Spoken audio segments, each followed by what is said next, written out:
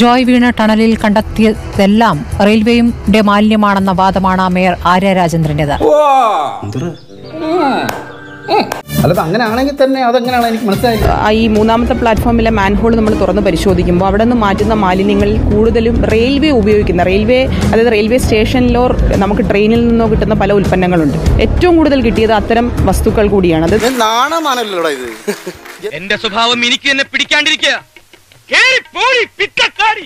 അത് സ്വാഭാവികമായി ഒരു ട്രെയിൻ യാത്രയിൽ ഉപയോഗിക്കപ്പെടുന്ന സംവിധാനങ്ങളാണ്, കൂടുതൽ കാര്യങ്ങളാണ് നമുക്ക് അതിനകത്ത് നിന്ന് കിട്ടിയത്. ഞാനല്ല, ഇത് വേറെ ആരോ ചെയ്തു. എന്റെ നെഞ്ചത്തൊക്കെ അങ്ങോട്ട് വെച്ച് ഇത്രയേറെ മാലിന്യങ്ങൾ ഒഴുകി വന്നത് ഈ നഗരസഭ വഴി തന്നെയല്ലേ സ്വാഭാവികം. റെയിൽവേയുടെ ഭാഗത്തുനിന്നുണ്ടായ സമീപനം എന്താ? രാത്രി നമ്മൾ 3ഉം 4ഉം പ്ലാറ്റ്ഫോമുകൾ ഒഴിവാക്കി തരണമെന്ന് പറയുമ്പോഴും അവിടെ നിരന്തരം ട്രെയിൻ കൊണ്ടിടുകയും നമുക്ക് പല ഘട്ടങ്ങളിലായി പല കാര്യങ്ങളും ചെയ്യാൻ കഴിയുന്നതിൽ തടസ്സം വരുന്നു. എന്തൊക്കെ മണ്ടത്തരങ്ങളാണ് ഈ പറയുന്നത്? തനിക്ക് വേണ്ടത് ഞാൻ തരാം. ഞങ്ങൾ തന്നെ ഇന്നലെ മുതൽ ഞങ്ങളെ ഓഫീസർ ഞങ്ങളെല്ലാം ഇൻക്ലൂഡിങ് ഞാൻ എല്ലാം ഇവിടെ തന്നെ ഉണ്ടായിരുന്നു. ഞങ്ങൾ എല്ലാ രീതിയിലും ഹെൽപ്പും ഇവർക്ക് കൊടുക്കുന്നുണ്ട്. എന്നാൽ ഇനി ഞാനൊരു സത്യം പറയാം. ഇപ്പൊ ഇന്നലെ തന്നെ റോഡ് 4 and 3 and 4 ഞങ്ങൾ കംപ്ലീറ്റ് കൊടുത്തു. റെയിൽവേ ബ്ലോക്ക് കൊടുത്തു. ഞങ്ങൾ ഇപ്പം ഇന്ന് തന്നെ ഫുഡ് കംപ്ലീറ്റ് അറേഞ്ച് ചെയ്ത് കൊടുത്തു. ഇന്ന് പിന്നെ ലൈറ്റിംഗ് ഇപ്പം ഞങ്ങൾ അറേഞ്ച് ചെയ്ത് കൊടുക്കുന്നു.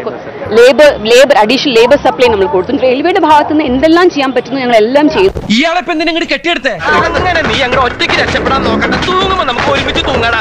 അതായത് റെയിൽവേ വേണം, കോർപ്പറേഷൻ വേണം, മൈനർ ഇറിഗേഷൻ വേണം, മേജർ ഇറിഗേഷൻ വേണം, എല്ലാവരും കൂടെ ചേർന്ന് നടത്തുന്നല്ല റെയിൽവേ മാത്രം ബ്ലെയിം ചെയ്തൊരു കാര്യം. എവിടെ പോണു?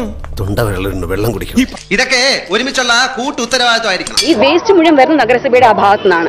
സാർ എന്നോട് ക്ഷമിക്കണം, ഒരു തെറ്റ് പറ്റിപ്പോയി. ശാശ്വതമായി ഇതിനൊരു പരിഹാരം കാണുന്നതിന് വേണ്ടിയുള്ള കാര്യങ്ങളെ സംബന്ധിച്ചിടത്തോളമാണ് ഞങ്ങൾ ആലോചിക്കുന്നത്. നിങ്ങൾ അമ്മാവനും മരുമോനും കൂടി കുറെ ഞൊട്ടു. അല്ല, ഇപ്പോ പരസ്പരം അങ്ങോട്ടും ഇങ്ങോട്ടും പഴിചാരയിലല്ല ഇപ്പൊ ഞങ്ങൾ ഉദ്ദേശിക്കുന്നത്.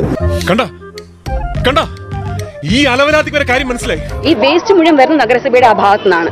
എന്റെ പൊന്നു സുഹൃത്തെ, ഞാനൊരു പഞ്ചിന് വേണ്ടി പറഞ്ഞു, ഇനി അതേ പിടിച്ച് കേറല്ലേ. എന്റെ ഈശോയെ, നീ ഒരു കുരിശല്ലേ ചുമന്നുള്ളൂ? ഈ വണ്ടി നിറയെ കുരിശുകളാ എനിക്ക് ചുമക്കാൻ. പോരനുണ്ടോ? എന്നെ ഒന്ന് സഹായിച്ചു തന്നാ മതി.